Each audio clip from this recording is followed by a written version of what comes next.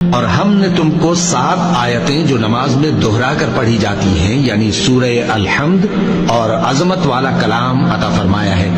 ہم نے کفار کی کئی جماعتوں کو جن کو فوائد دنیاوی سے نوازا ہے، تم ان کی طرف رغبت سے آنکھ اٹھا کر نہ دیکھنا اور نہ ان کے حال پر رنج و غم کرنا اور مومنوں کے ساتھ تواضع سے پیش آنا۔ توبہ کرنے والے، عبادت کرنے والے، حمد کرنے والے، روزہ رکھنے والے، رکوع کرنے والے، سجدہ کرنے والے، نیک کاموں کا امر کرنے والے اور بری باتوں سے منع کرنے والے، اللہ کی حدوں کی حفاظت کرنے والے، یہی مومن لوگ ہیں۔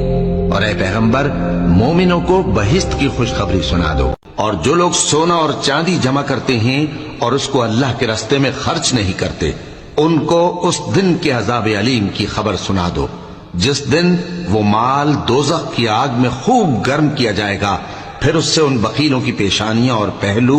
اور پیٹھیں داغی جائیں گی، اور کہا جائے گا کہ یہ وہی ہے جو تم نے اپنے لیے جمع کیا تھا، سو جو تم جمع کرتے تھے اب اس کا مزہ چکھو۔